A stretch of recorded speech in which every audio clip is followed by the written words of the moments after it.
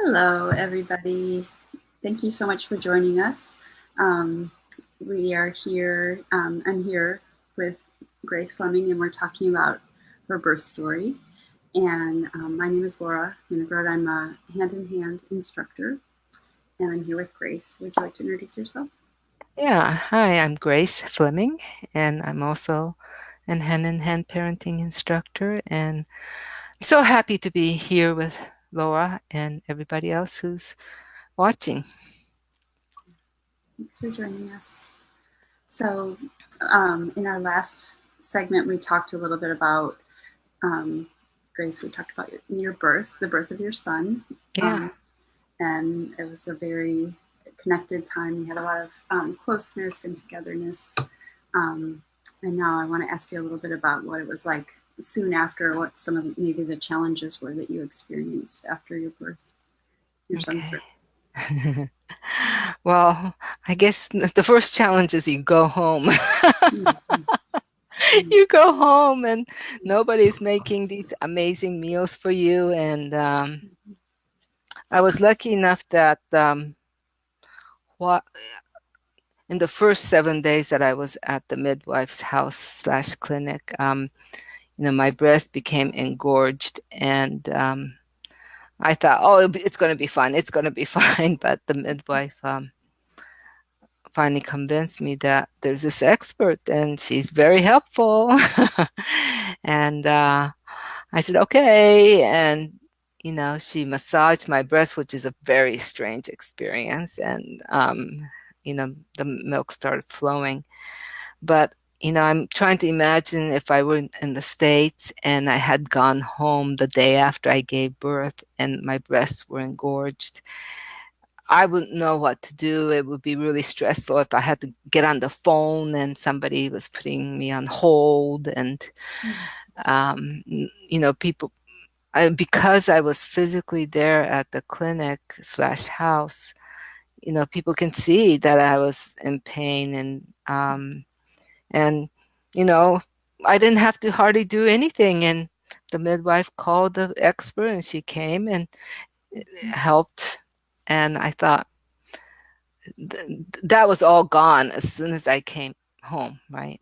And my husband and I had both gone to classes. Oops, I forgot to do the timer.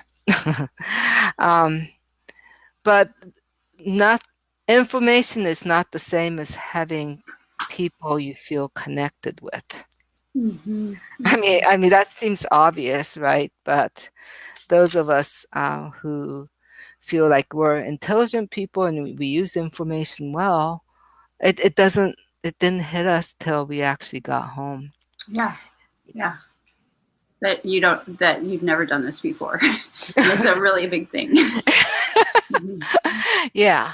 Mm-hmm. Um, yeah. Yeah, you can't know how to do it because you've never done it. No, no. Mm-hmm. Friends came, neighbors came, Mm-hmm. but it's not the same as somebody who really wants to hear all the ups and downs. They want to just cheerfully look at your beautiful baby.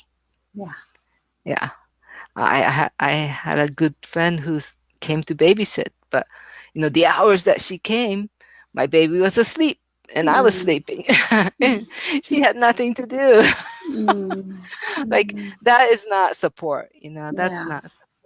So Mm. looking back, if I had had hand-in-hand parenting support, I would be calling and like complaining about all sorts of things, from aches and pains to how my baby doesn't sleep through the night and how Mm. unhelpful my husband is, and you know. Yeah. Some way to have a little bit of real listening, real someone who could really not not judge and just be Yeah, there. Mm. yeah. And a newborn baby, the first few days, they don't have the lung power. But once they start crying, it's like, oh my gosh. This tiny thing with a huge voice. Wow, so powerful. And I don't remember talking about that in the birthing classes. Yeah, Yeah, I wish I knew more about crying and what that meant. Mm. Because I all I was trying to do is, okay, this baby is unhappy. I have to make him happy. Mhm. And baby that doesn't cry is a baby who's happy.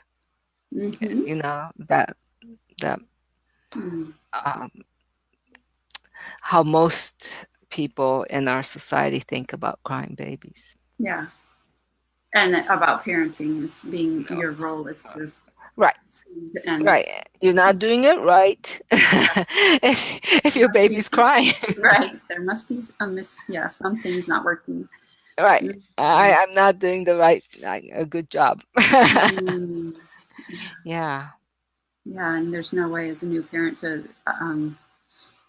without some outside sort of perspective to have any other way to see that. Well, an old parent too. I mean, like, my Hmm. parents had 5 kids, but Yeah. they weren't listening to us. Experience doesn't Hey, help us listen to crying babies. that's true. It's not about being new. Yeah. Um, Yeah. yeah, so some support as in the form of listening and more perspective maybe would have helped in terms of the understanding the function of crying. Yeah, Yeah. that would have been, so if we were less stressed, then the baby would be less stressed. I mean, it's just a positive feedback. Yeah, it just goes on and Mhm. on.